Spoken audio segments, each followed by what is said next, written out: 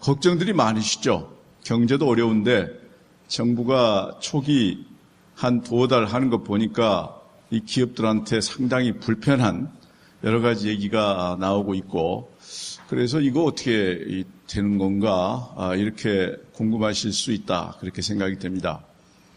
우선 제가 이 텍스트를 준비했습니다만 이거하고 상관없이 조금 더 자유롭게 말씀을 드리겠습니다. 우선 이 정부의 경제 비전, 이것은 공정과 혁신의 사람 중심 경제입니다. 공정 그리고 혁신, 이게 들어가 있습니다. 그리고 사람 중심 경제입니다.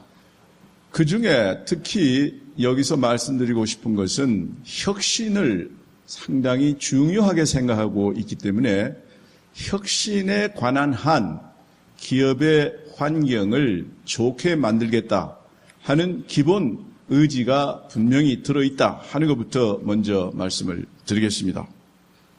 우선 현재 우리가 처해 있는 상황은 변화의 속도, 이게 엄청 빠르다. 디지털 기술에 의해서 나타나는 소위 언론에서 얘기하는 4차 산업혁명뿐만이 아니라 세계 시장에서의 국가와 국가 간의 관계도 빠른 속도로 변화하고 있습니다. 미국과 중국이 패권 다툼을 하고 있고 유럽의 정치 지형이 바뀌고 있습니다. 이렇게 변화의 속도가 빠를 때 우리가 어떻게 적응할 거냐?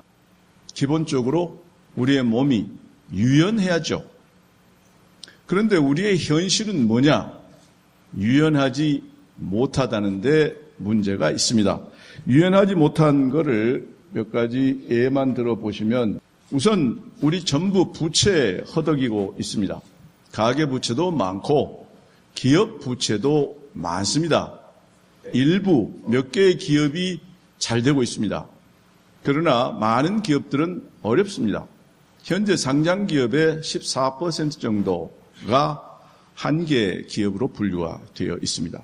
가계부채가 현재 1,586조, 금년 3월 말 현재고, 기업 부채가 마찬가지로 3월 말 현재에 2,407조입니다. GDP 대비 보면 95%, 150%입니다. 하나 다른 나라에 비해서 우리가 그나마 그래도 괜찮다 하는 부분이 정부 부분의 부채입니다.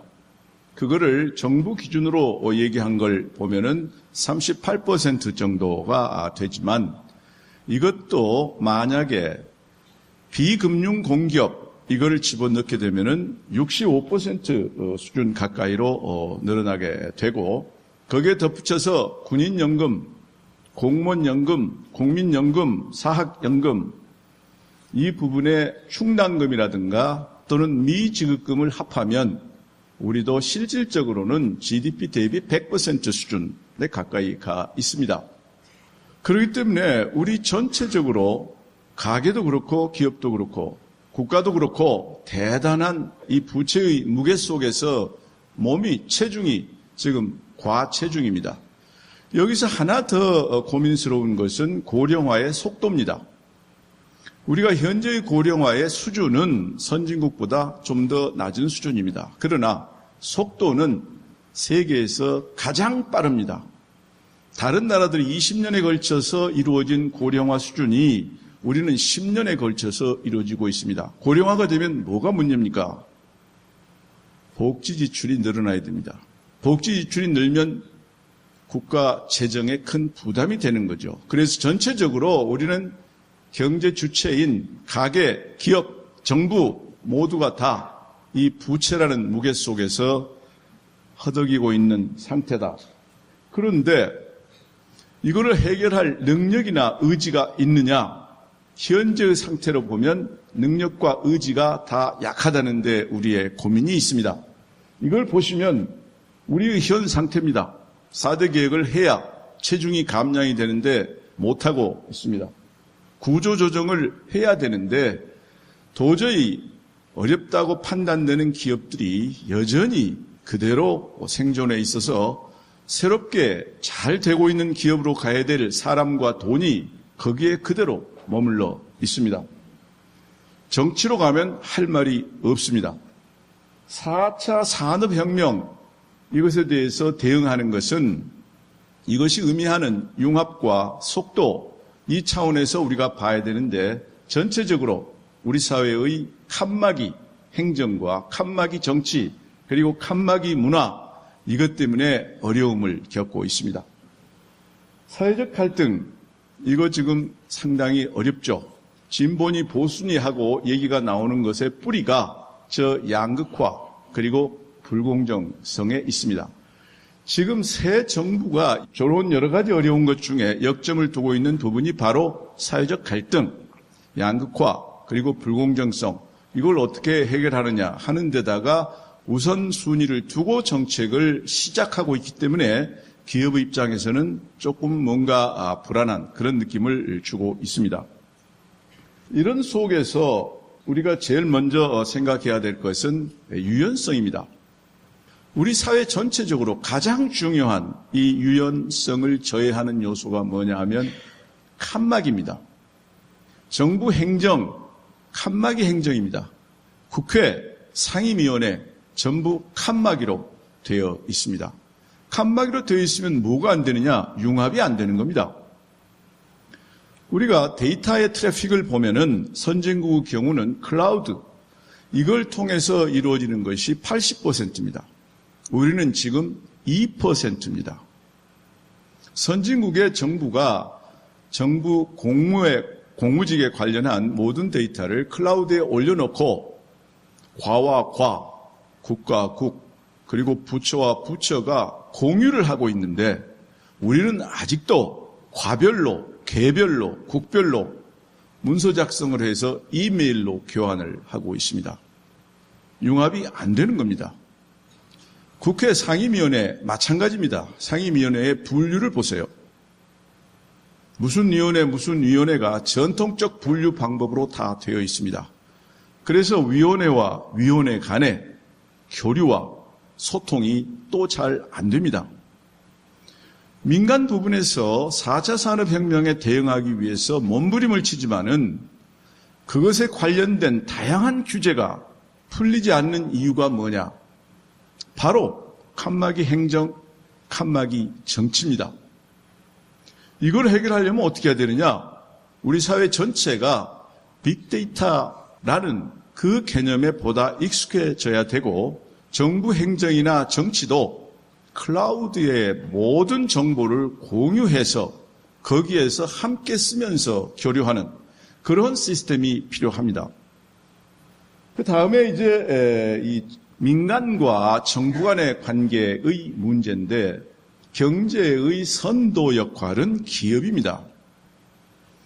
중요한 이유는 변화의 적응 능력이 기업이 앞장서 있기 때문이고 동시에 모티베이션이 기업인이나 기업을 구성하는 조직원들이 정부에서 일하시는 분들보다 훨씬 강하기 때문에 그렇습니다. 기업은 생존의 문제입니다. 그러나 정부에서 일하시는 분들은 생존의 문제까지는 가지 않습니다. 절실함이 다릅니다. 변화에 빨리 적응할 수 있는 것은 기업이고 그렇기 때문에 기업이 앞장서줘야 됩니다. 동시에 세계 경제 질서가 시장 경제입니다. 시장이라는 것은 경쟁과 효율이 생명입니다. 그렇기 때문에 기업이 잘 움직일 수 있도록 기업의 역동성을 살려주는 그런 환경 조성 이것을 정부가 해줘야 합니다. 그런데 여기에서 왜 요즘 이렇게 갈등이 생기고 있느냐? 왜 얼른 보면 정부가 지나치게 시장에 개입하는 이런 현상처럼 나타나고 있는 거냐? 이것은 시장 경제의 흐름 속에서 나타난 불공정성의 심화, 그리고 그 불공정성의 심화의 결과로 보여지는 양극화, 이것이 국가라는 공동체 구성원들 간의 갈등을 심화시켰기 때문에 그렇습니다. 우리 헌법을 보시면은 10조 그리고 34조에 국가의 의무가 있습니다. 국민 하나하나 생존권을 보장하고 인간답게 살 권리를 보장해 줘야 한다 하는 국가의 의무가 있습니다. 거기에 따라서 지나치게 양극화가 되고 그리고 불공정성이 심화되는, 이거는 고쳐야 되겠다 하는 것이 또 하나의 국민의 요구입니다. 지난 2년 동안에 우리의 모든 SNS에서 나타나고 있는 이슈, 약 20억 건의 이슈를 정리를 해서 시대정신을 추출해 봤습니다. 거기에 압도적으로 이거는 반드시 해결해야 되겠다 하는 것이 불공정성이었습니다. 많은 우리 국가 공동체 구성원들이 공정성을 요구하고 있는 겁니다. 그렇기 때문에 시장 경제가 제대로 작동하기 위해서는 바로 이 공정성을 해결해야 시장 경제를 구성하는 사람들 간에 화합이 이루어지고 그것이 보다 더 높은 수준의 효율성을 보장한다. 이런 시각이 있는 겁니다. 그래서 거기에서 공정하지 못한 시장 질서를 고쳐야 되겠다. 그리고 우리의 양극화라는 것이 결국 이 공정하지 못한 시장 질서로부터 나온 결과로 보여지기 때문에 가장 중요한 이 불공정성을 시정해야 되겠다 하는 게 나오는 겁니다. 가령 우리 대한민국 경제를 바치고 있는 대표적인 기업, 이 기업이 없으면 우리 정말 어렵습니다. 삼성전자입니다. 법인세가 더 거친다고 해도 거의 60, 70%는 삼성전자가 내게 돼 있습니다. 이 삼성전자 잘 돼야죠. 그런데 불공정성이라는 관점에 들어가서 삼성전자하고 거래하는 하청 기업의 얘기를 들어보면 삼성전자가 잘 되는 것이 삼성전자 경영진이 잘하기 때문에 100% 그들이 기여한 거냐? 그렇지 않으면 일부 소위 하청 기업에 대해서 지나치게 잔인한 거래 조건을 강요해서 된 거냐? 여기에 의문부호가 있는 겁니다.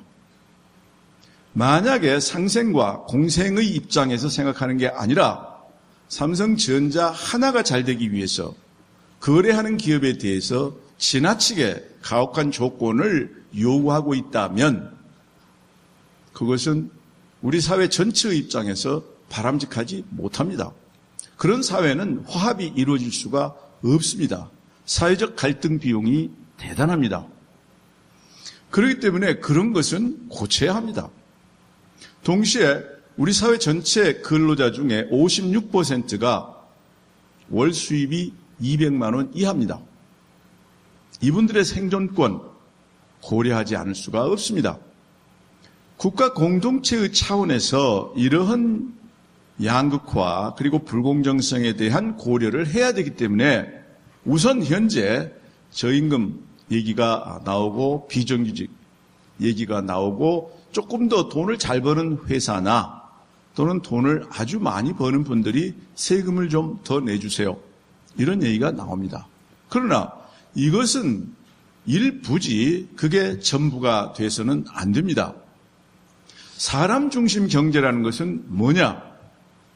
바로 이 문제를 조화롭게 해결하자는 겁니다. 사람 중심 경제의 하나의 중요한 조건이 사람에 대한 투자입니다. 사람에 대한 투자라는 게 뭐냐 하면 그 사람이 사람답게 살 수 있게 하면서 동시에 한 사람으로서의 노동 생산성을 올려주자는 겁니다. 그 노동 생산성을 올려준다는 것은 기업과 그리고 경제 성장에 도움을 주는 요소고 사람답게 살게 해준다는 것은 바로 양극화나 불공정성에 대한 사람들의 불만 그리고 갈등 이거를 완화시켜주자는 겁니다. 그럼 그 내용이 뭐냐? 그 내용이 교육, 보육, 훈련, 의료, 안전, 재난, 문화, 예술, 체육 이 부분에서 보다 풍부한 공급 그리고 보다 질적 수준을 높여주자는 겁니다. 그게 무슨 얘기냐? 이 부분은 소위 경제학 용어로 가치제 부분입니다. merit goods라는 부분입니다. 이 가치제는 시장에다만 맡겨놓으면 공급이 충분히 되지 않아서 돈이 없는 사람들은 소비할 수가 없습니다. 교육을 예를 들면 아버지 잘 만나, 더 나아가서 할아버지 잘 만나야 요즘 좋은 교육을 받습니다. 보육도 돈이 많은 분들은 아주 고급 보육을 받습니다. 연 수업료가 5천만 원짜리도 있죠. 그러나 가난한 사람들은 아주 기초적인 보육시설에도 경쟁이 너무 심해서 못 들어가는 그런 현실입니다. 재난과 재해로부터의 안전도 가난한 사람과 그리고 부자 사이에 상당한 차이가 있습니다. 가난한 사람들이 더 어려운 위험한 상황에서 살고 있습니다. 문화예술은 창조력의 뿌리입니다. 문화예술적인 소양이 없이 창조적인 머리가 나올 수가 없습니다. 그 문화예술, 가난한 사람들 즐기기도 어렵고 접하기도 어렵습니다. 이렇기 때문에 이 부분에 대해서 정부가 좀 개입을 해서 보다 더 풍부한 공급이 이러한 교육, 보육, 훈련, 의료, 재난재해, 문화예술 이쪽에서 이루어지도록 하자. 그것이 사람 중심 경제의 첫 번째입니다. 그러려면 어떻게 해야 되느냐? 정부가 직접 개입할 수도 있고 시장에서 하는 것을 정부가 보전해 줄 수도 있습니다. 어떤 거는 정부가 직접 해야 되는 성격이 있습니다. 공공성이 아주 강한 거. 가령 경찰, 119 또는 노동감독관, 환경감독관 이런 거는 공공성이 강하기 때문에 정부가 직접 할 수밖에 없습니다. 최근에 공무원을 왜 그렇게 많이 뽑으려고 하느냐 하는 거에 일부는 바로 이런 부분이 해당됩니다. 교육이나 보육이나 의료 이쪽은 민간이 할 수도 있고 정부가 할 수도 있는 성격인데 민간이 하는 경우에 시장 수익률과 차이 나는 시장 수익률보다 낮기 때문에 그거를 정부가 보전해 주면 됩니다. 보전을 해주되 그 결과는 성과가 반드시 좋아야 되기 때문에 선진국의 경우에 보전 대상이 되는 기업과 계약을 합니다. 성과에 대한 계약을 합니다. 그걸로 성과를 보장해 달라는 거죠. 그런 식으로 정부가 일부 개입을 해서 첫째는 사람답게 살게 해주고 동시에 부모를 잘못 만났다고 해서 건강하지도 못하고 교육도 제대로 못 받고 이런 일은 없도록 해주자. 그것이 사람에 대한 투자입니다. 사람에 대해서 이렇게 투자를 해주면 사람이 건강해지고 사람이 더 창의적이 되고 그리고 사람의 생각이 보다 더 높은 수준의 질적인 수준으로 올라가게 됩니다. 그러면 기업의 입장은 어떠냐?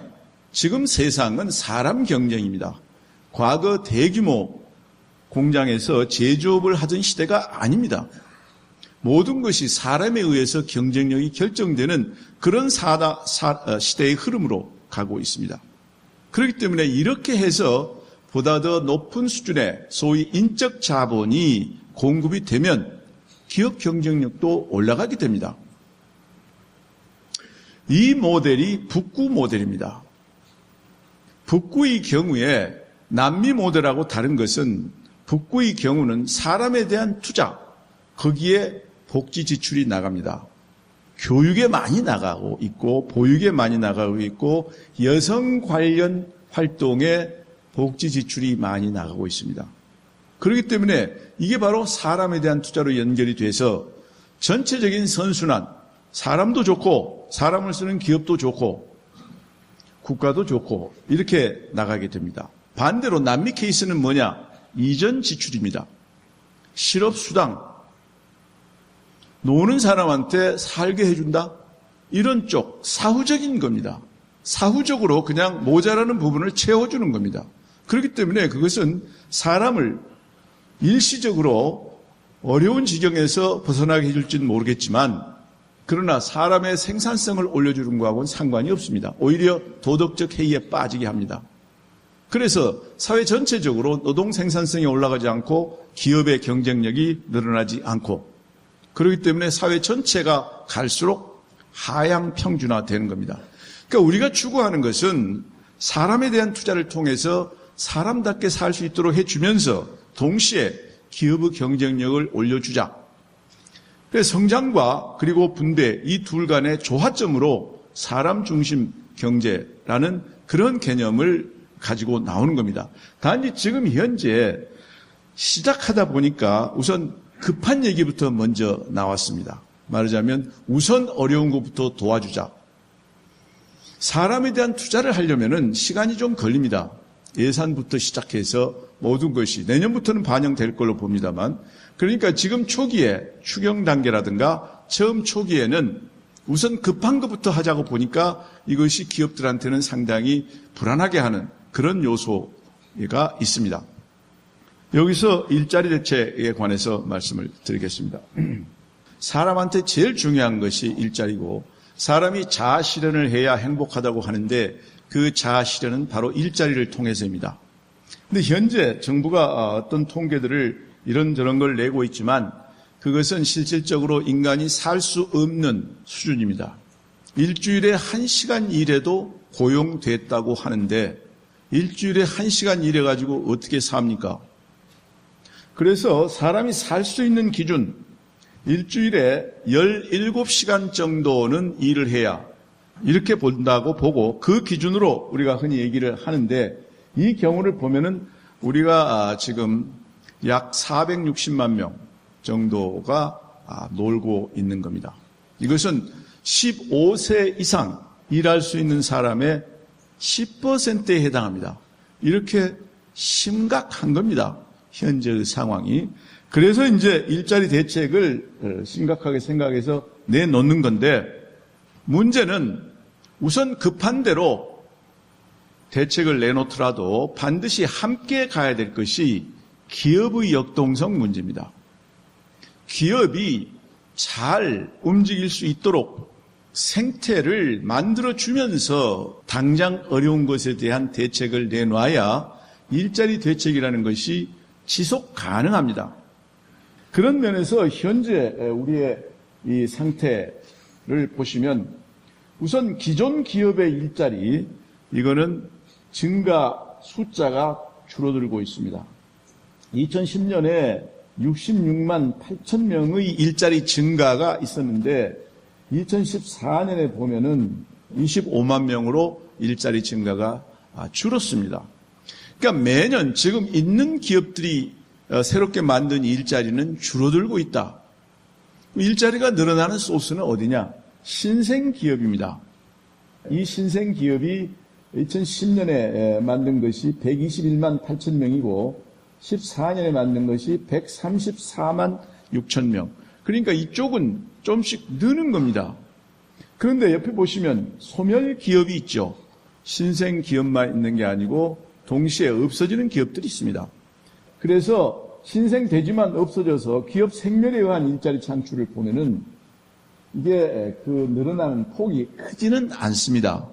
2010년에 29만 8천 명이다가 14년에 33만 7천 명이니까 그렇게 크지는 않습니다. 그러나 기존 기업의 일자리에 새롭게 생겨나는 그 숫자는 엄청 줄고 있고 그나마 신생 기업이 이 빈자리를 조금이나마 채우고 있다. 그러나 전체적으로는 감소하고 있습니다. 이게 일자리 문제의 기본입니다.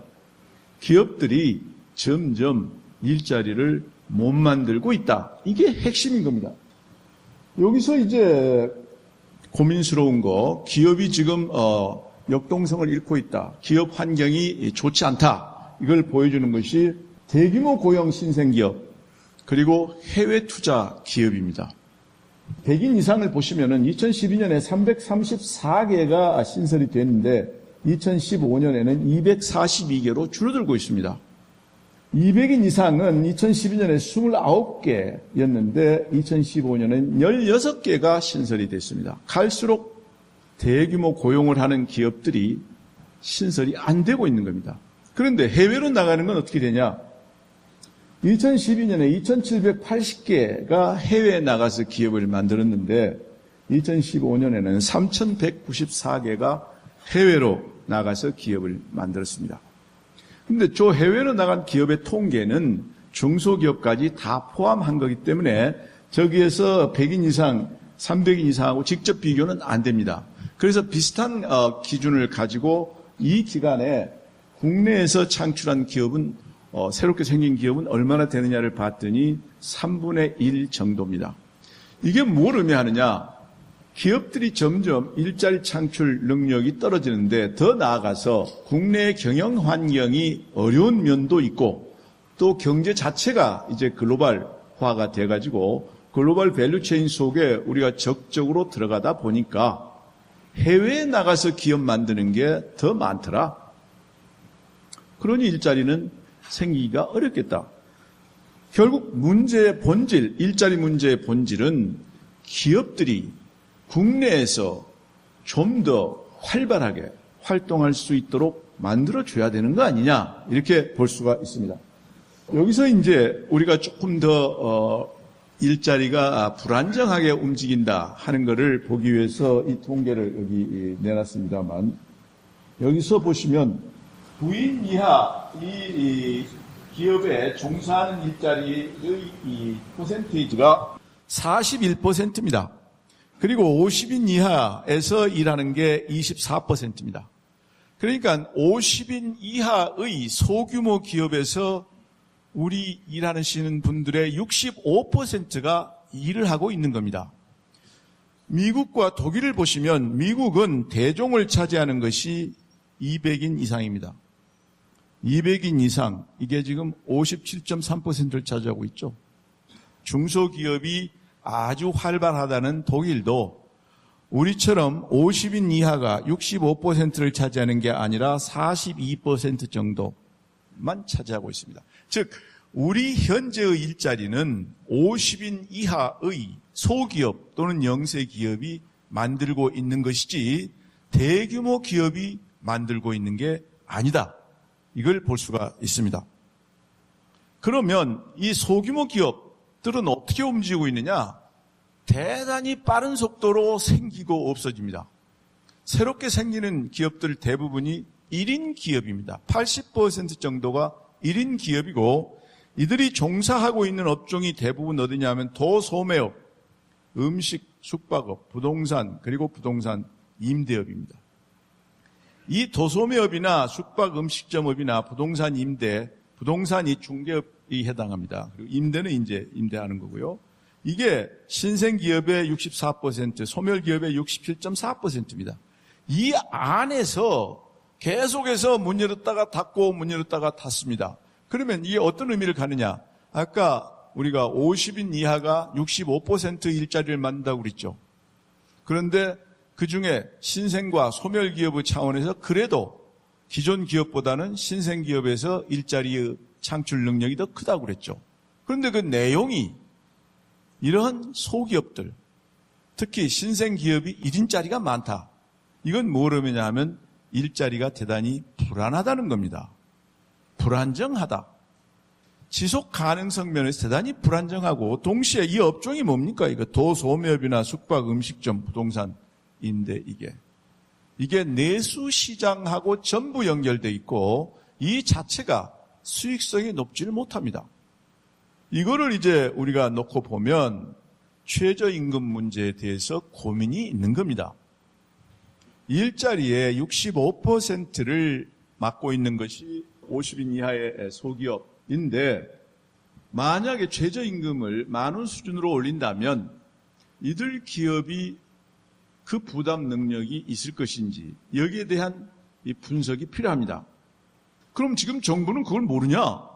알고 있습니다. 알고 있는데 정책의 우선순위가 뭐였느냐?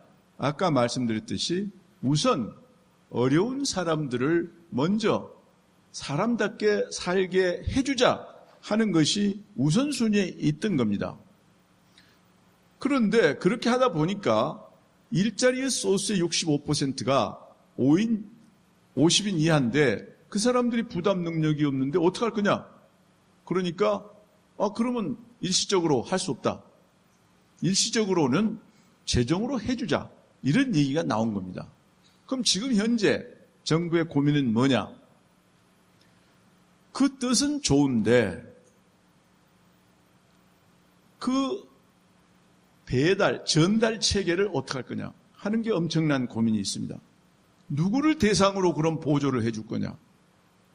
30인 이하? 50인 이하? 외국인이 많은 회사는? 이 전달 체계가 이제 고민스럽습니다. 이것에 대해서 지금 고민하고 있습니다. 지금부터, 내년부터 이게 이제 집행이 되기 때문에 지금부터 이거를 어떻게 이 전달 체계를 제대로 만들어서 정부가 지금 생각하고 있는 3조라고 그러는데 3조 갖고 될 건지, 또 이 전달 체계가 제대로 이루어질 수 있는 건지, 30인 이하를 일단은 상정을 했는데 30인 이하 가지고 되는 건지, 그럼 31인 기업은 어떡할 거냐? 35인 기업은 5명 줄이면 되는 거 아니에요? 만약 30인이 기준이라면 뭐 이런 문제는 어떡할 거냐? 그것에 대해서 대단한 고민을 지금 하고 있습니다. 그래서 그 고민이 아주 좋은 방법으로 해결이 되기를 희망합니다만, 그 고민이 아주 좋은 방법으로 잘 프로그램이 나타나지 않으면 참 고민스러운 그런 현상이 좀 더 갈 수 있다. 저는 그렇게 생각을 합니다. 또 하나는 일자리의 이 성격이 바뀌고 있다는 겁니다. 지금 우리가 정규직, 비정규직 해서 정규직 가는 걸 무조건 좋다 이렇게 생각을 하는데, 지금 우리의 흐름이 점차 모든 직종이라는 것이 유동적입니다. 생겼다가 없어지는 게 얼마나 빠른 속도로 이루어지고 있습니까? 그렇기 때문에 전통적으로 대규모 공장 속에서 5,000명을 갖다 놓고 제품을 만들었던 시대가 이제 아니다. 이제는 플랫폼 중심으로 해서 몇 사람이 앉아가지고 아웃소싱을 많이 하고, 그리고 수요의 바탕을 두고 계속해서 제품을 바꾸어 나가야만 되는 그런 시대다. 그렇게 보면 우리가 말을 정규직, 비정규직이라고 해서 그렇지, 비정규직을 미국식으로 표현하면 프리랜서입니다. 프리랜서 잡이 엄청 늘어날 수가 있다. 현재 미국 경우에 프리랜서 잡이 거기에 텍스트에 있습니다만 대단히 많습니다. 그리고 이것은 주로 젊은 세대를 중심으로 해서 이루어지고 있습니다. 그렇기 때문에 정규직, 비정규직의 개념도 이제는 교육, 재훈련을 통해서 꾸준히 새로운 직능의 능력을 가진 그런 인재를 키워내면서 프리랜서를 오히려 더 많이 키워내는 그런 노력이 필요하다. 왜냐하면 어떻든 간에 4차 산업혁명, 디지털 프론티어가 확장된다는 것은 이제는 고급 재능을 가진 사람이 많이 필요하고, 그리고 인공지능이 필요 없는 저급 인력은 계속 필요합니다. 그러나 중급 인력은 소위 말하는 인공지능 성격의 다양한 기제가 대체해버리기 때문에 이건 필요가 없습니다. 따라서 새롭게 요구되는 고급 인력 쪽으로 사람을 옮겨줘야 되는데, 그게 바로 새로운 교육과 새로운 재교육, 재훈련, 평생 교육이 과거 어느 때보다도 중요하게 되는 겁니다. 여기서 우리 사회에 모자라는 인프라가 또 하나 있습니다. 우리 노동의 직무 분석이 제대로 돼 있지가 않습니다. 선진국에서 사람을 뽑을 때 회계 부서에 들어오는 사람, 격리 부서에 들어오는 사람, 마케팅 부서에 들어오는 사람, 똑같은 신입사원이지만 월급이 다릅니다. 그거는 각 직무에 따라서 가질 수 있는 부가가치가 다르게 다 분석이 되어 있기 때문에 그렇습니다. 우리는 아직 모든 신입사원은 월급이 같습니다. 동일 노동, 동일 임금? 무엇이 동일 노동입니까? 직무 분석이 돼 있으면 이거는 동일 노동이다가 됩니다. 그런데 직무 분석이 안 돼 있는데 어떻게 동일 노동, 동일 임금이 가능합니까? 정규직과 비정규직, 왜 차별이 생깁니까? 기본적으로 직무 분석이 안 되기 때문에 그렇습니다. 직무 분석이 잘 돼 있으면 풀타임과 파타임, 반으로 나누면 됩니다. 차별이 안 생기는 거죠. 그런데 우리가 지금 상당히 앞서 있는 나라, GDP가 세계 12위라고 하는데 실제 노동의 직무 분석이 안 돼 있습니다.